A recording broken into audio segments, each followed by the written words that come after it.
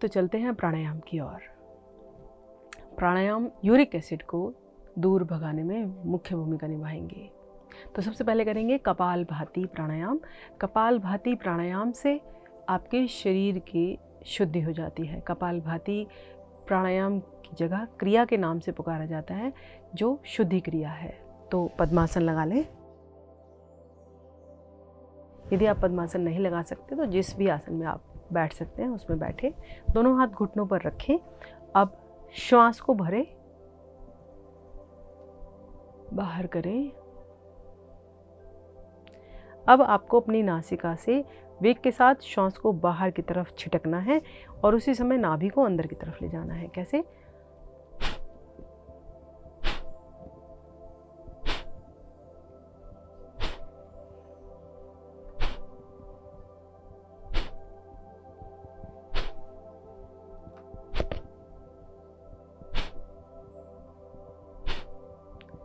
इसमें आपको श्वास भरना नहीं है, श्वास स्वयं भरा जाएगा। आपको केवल श्वास को बाहर फेंकना है। जिस प्रकार सांप फुंकार मारता है उसी तरह आपको अपने नाक से फूंक मारनी है बाहर की तरफ।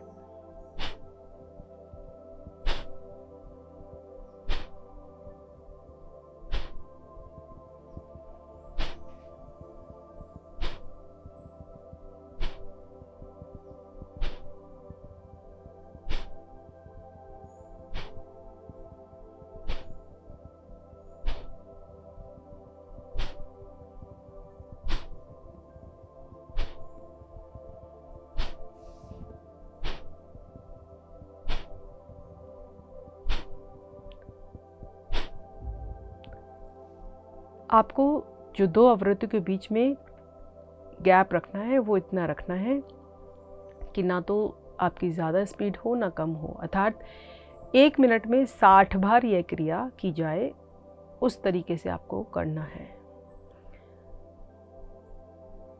धीरे धीरे श्वास को बाहर करें और तीनों बंद लगाएं। मूलबंद आपके निष्कासन अंगों का संकुचन कर लें। जहाँ से आप अपने शरीर का मल त्याग करते हैं वे निष्कासन अंग कहलाते हैं। तो उसको आप स्क्वीज़ कर लीजिए, संकुचित कर लीजिए। फिर नाभि को अंदर की तरफ खींच लीजिए, उड्यान बंद लग जाएगा।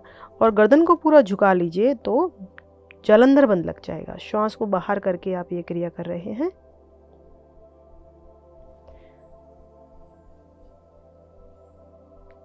अब धीरे धीरे अपने सामर्थ्य के अनुसार रुकें और जब लगे कि श्वास भरने की व्याकुलता हो रही है तो गर्दन को सीधा करें, नाभि को ढीला छोड़ें, मूलबंद खोलें और श्वास को भरकर अंतः कुंभक में रखें।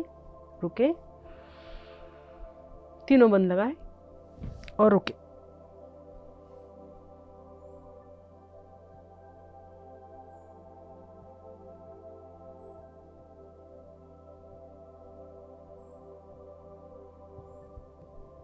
धीरे धीरे आएंगे वापस, शांत बैठे।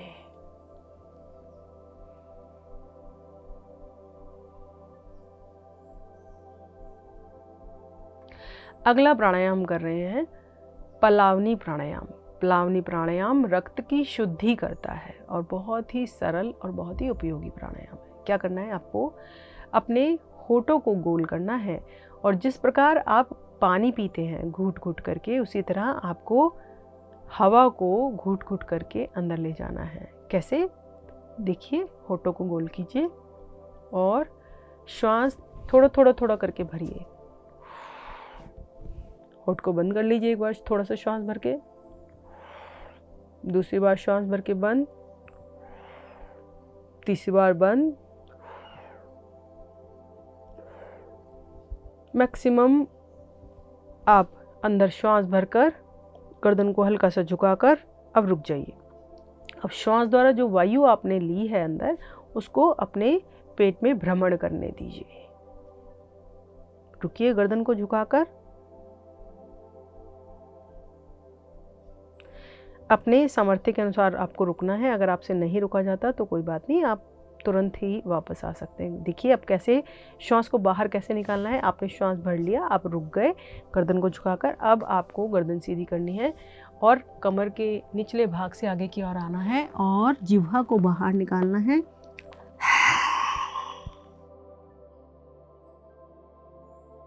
और पूरे श्वास को आपको मैट पर उड़ेल देना है। जिस प्रकार कोई भरा हुआ बर्तन खाली करने के लिए आप उड़ेल देते हैं, पूरा पलट देते हैं, उसी तरह आपको जितना श्वास आपने अंदर भरा था, आपको कमर से नीचे आना है, मुंह को खोलना है, जिह्वा को बाहर निकालना है और अधिकतम श्वास को बाहर करना है।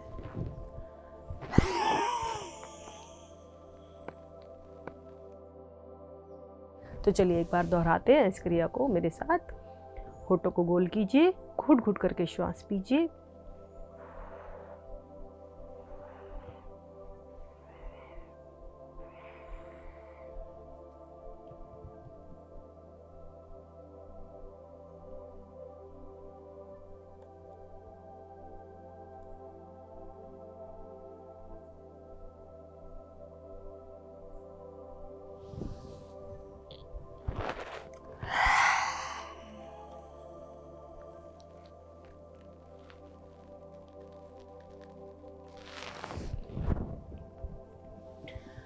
ये है पलावनी प्राणायाम। जो लोग कुंजल क्रिया नहीं कर सकते, अर्थात जो वमन धौती कहलाती है, जो नहीं कर सकते, वे इस प्राणायाम का अभ्यास करें। इस प्राणायाम से आपके शरीर के सारे टॉक्सिन्स बाहर निकल जाते हैं। एक बार और करते हैं इसी का अभ्यास। घूट घूट करके श्वास को पीजिए।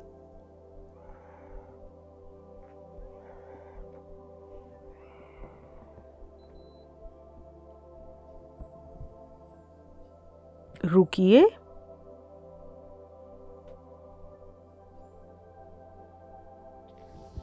अब जब ना रुका जाए तो आगे आइए, मुंह को खोलिए, जिह्वा को बाहर निकालिए और श्वास को बाहर उड़ेल दीजिए।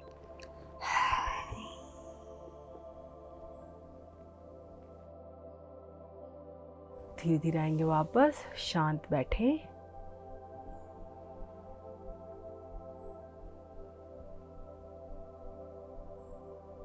पलावनी प्राणायाम बदलते हुए मौसम में करना आवश्यक है, क्योंकि बदलते हुए मौसम में हमारा जो इम्यून सिस्टम है वो वीक हो जाता है। और यदि हम पलावनी प्राणायाम के माध्यम से अपने रक्त को नवीन कर लेते हैं, अपने ब्लड के टॉक्सिन्स को बाहर निकाल देते हैं, तो हमारे ऊपर बदलता हुआ मौसम किसी प्रकार का कोई दुष्प्रभाव नहीं छोड़ेगा।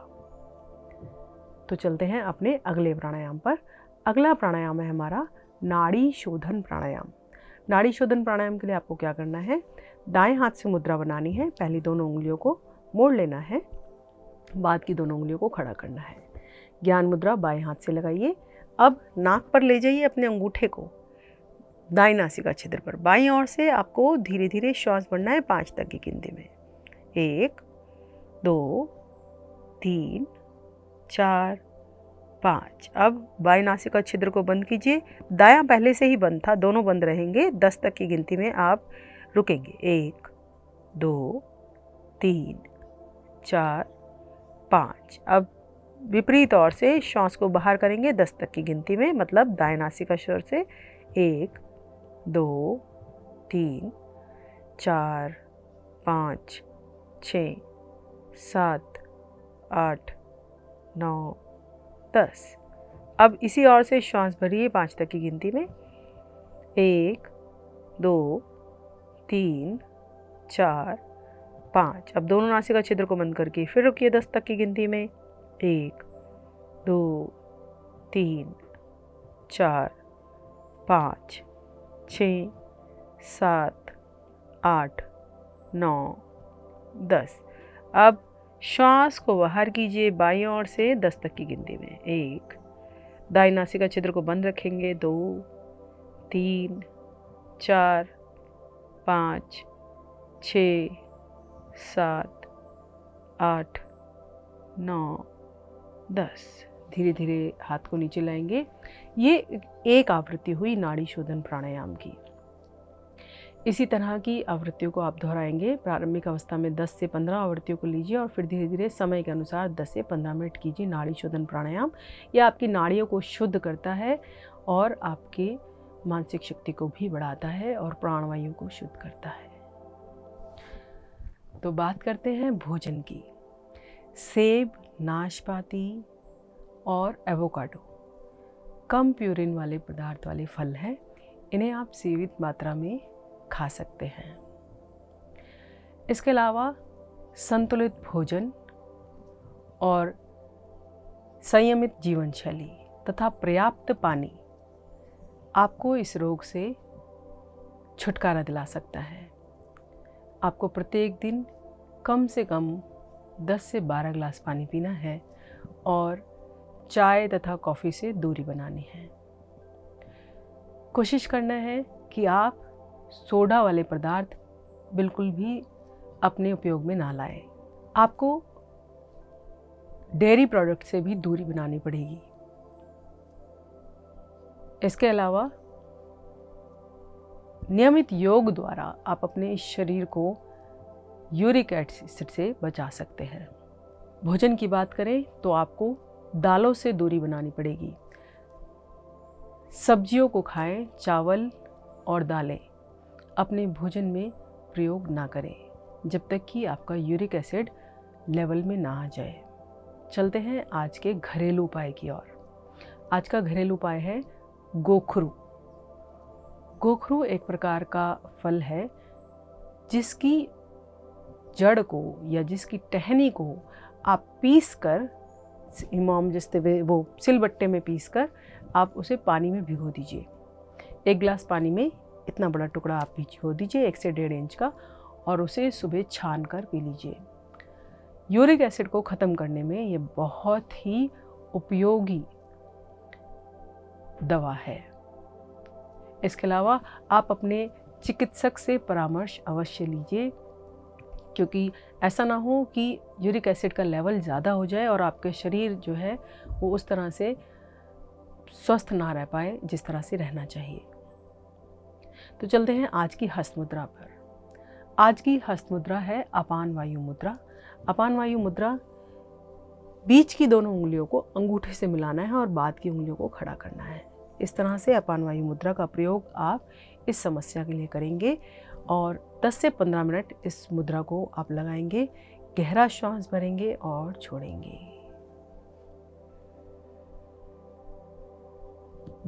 अंगूठे के टिप से अपनी दोनों बीच की उंगलियों को, मिडिल फिंगर और रिंग फिंगर को टच करेंगे।